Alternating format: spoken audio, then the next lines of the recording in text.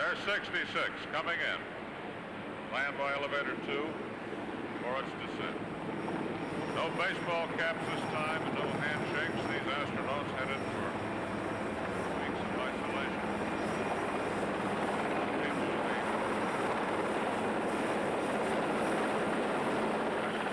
Fantastic event. Wapakahita, Ohio. A man from Montclair, New Jersey. Walk on another planet. And their partner. This incredible event. Recovery complete. Shut down. President Nixon seems genuinely moved by this moment. And here goes helicopter 66 down to the hangar deck, where the mobile quarantine facility awaits astronauts Neil Armstrong, Buzz Aldrin, and Mike Collins. And let's get the report from the hangar deck now. Big moment. Number 3 elevator on the port side is still in the raised position.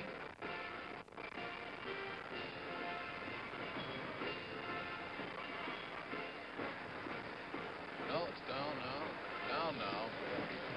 I couldn't see from my point. It's now down, and the tractor is being moved back to haul the helicopter off the number 2 elevator and back here to its position alongside the mobile quarantine facility. Band still playing joyously up on the flight deck. President Nixon is still on the flag bridge. We expect he'll be coming down soon. Here comes the number 66 being hauled inboard from number 2 elevator very slowly by the tractor.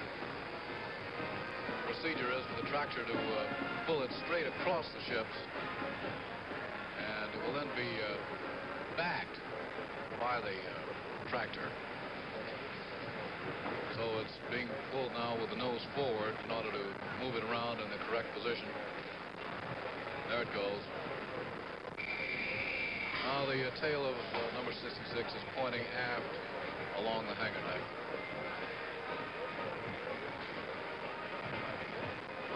Astronauts still inside. They're holding the tail back. Lavalier microphones around their necks, and anything they say will be carried by loudspeaker.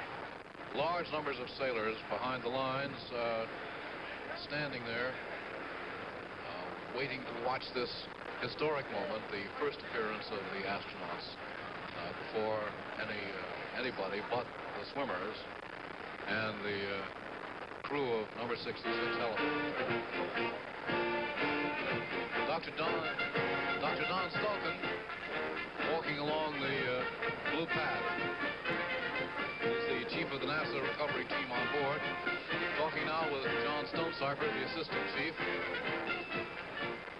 Helicopter being moved slowly back here with the flight crew, the flight deck crew in yellow jerseys. Man up the head about to blow the whistle for it to stop.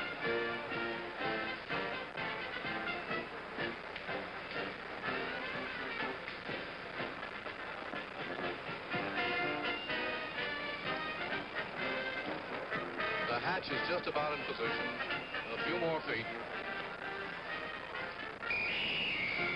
There it goes. That's it.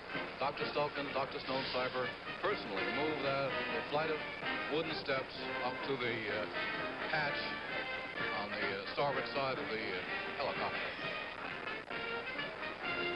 Dr. Carpentier slides it open, and here they come.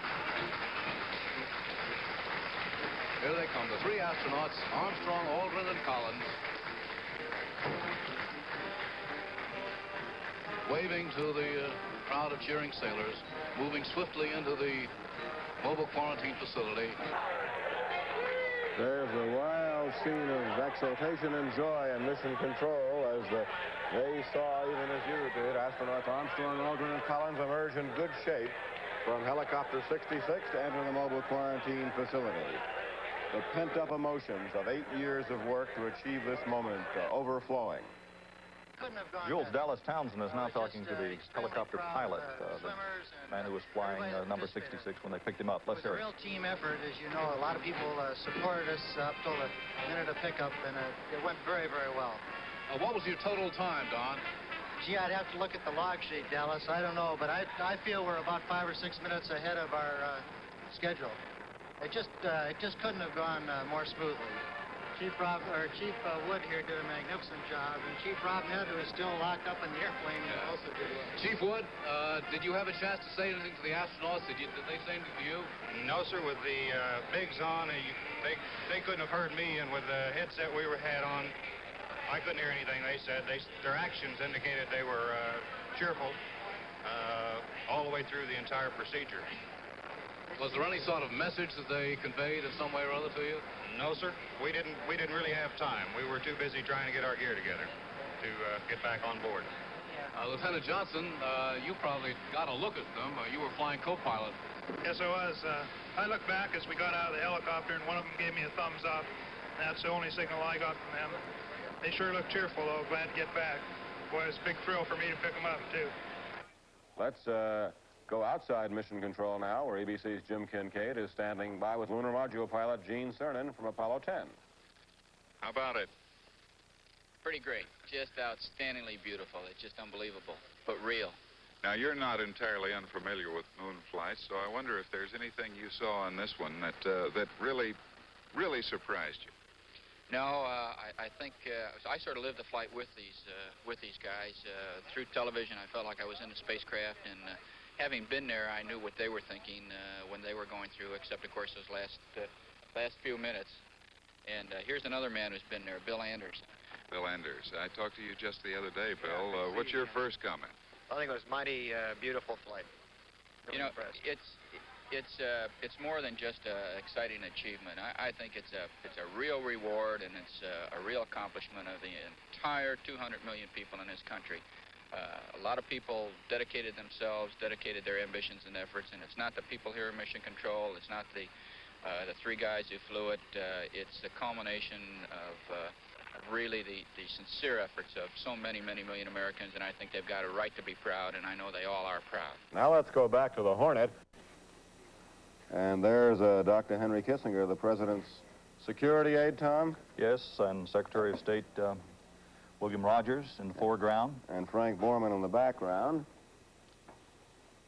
And so the President obviously must be expected momentarily. This is a scene we're familiar with, yes. Just before he arrives, usually his aides come first. Bob Halderman, the man with the brush haircut, standing behind Dr. Kissinger. Secretary of State Rogers chatting with someone in the foreground. Looks like one of the technicians. Here comes the President now, Tom. Through the hatch to the hangar deck. Ruffles and flourishes.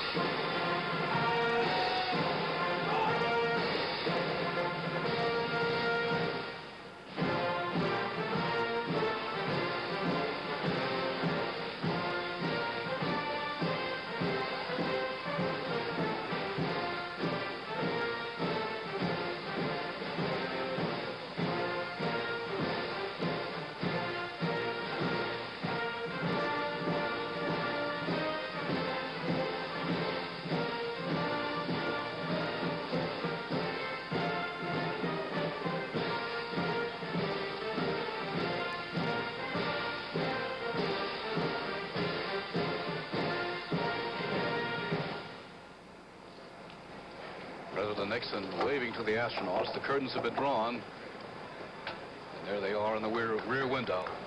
The President signaling for applause from the crowd. Astronauts gather in the window. Neil, Buzz, and Mike, I want you to know that I think I'm the luckiest man in the world. And I say this not only because I have the honor to be President of the United States, but particularly because I have the privilege of speaking for so many and welcoming you back to Earth. I can tell you about all the messages we've received in Washington. Over 100 foreign governments, emperors and presidents and prime ministers and kings have sent the most warm messages that we've ever received. They represent over 2 billion people on this earth, all of them who have had the opportunity through television to see what you have done. And then I also bring you messages from members of the cabinet.